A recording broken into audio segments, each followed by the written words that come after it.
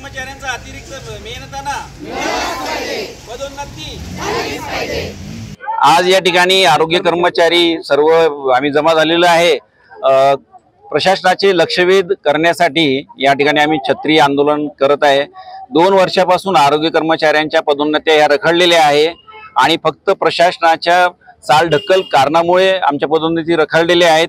जवळपास 50% वरती पदोन्नतीचे जे पद आहेत ते या ठिकाणी रिक्त आहे आणि प्रशासनाची गेल्या 2 वर्षापासून चालढकल होत आहे। आमची अशी मागणी आहे की आमच्या पदोन्नत्या तात्काळ निघाल्या पाहिजे आणि जे काही पेंडिंग कर्मचाऱ्यांचे जे क्लेम आहेत ते सुद्धा ताबडतोब निघाले पाहिजे।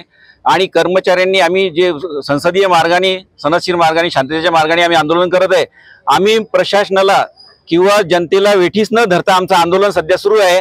जर प्रशासनाने 1 ऑगस्ट पर्यंत 31 जुलै पर्यंत जर आमच्या मागण्या पूर्ण केल्या नाही तर आम्ही 1 ऑगस्ट पासून उपोषण करणार आहे आणि फील्ड मध्ये आम्ही मोबाईल अँड्रॉइड मोबाईल म्हणजे जे की आम्ही ऑनलाईन कामं करतो ते ऑनलाईन कामं आम्ही बंद करणार आहे। त्यावेळी सुद्धा आम्ही जनतेचे हाल होऊ नये म्हणून आम्ही कोणत्याही प्रकारे जनतेला वेठीस न धरता कोणत्याही प्रकारची आरोग्य सेवा खंडित न करता फक्त प्रशासनाला अहवाल न देणे ही प्रशासनाची गळचेपी करून आम्ही या ठिकाणी आंदोलन सनदशीर मार्गाने करणार आहे। तर आमची मागणी राहील आपल्या माध्यमातून किंवा आमच्या पदोन्नतीसाठी जनतेने या ठिकाणी किंवा प्रतिनिधींनी आमचं या ठिकाणी मागणी या ठिकाणी रेटावी आणि आम्हाला आमचा न्याय मिळवून द्यावा। जवळपास 100 ते 125 पदोन्नती या ठिकाणी थांबलेले आहेत आणि 200 पदोन्नती प्रकार म्हणजे 200 पदोन्नतीचे पद आहेत।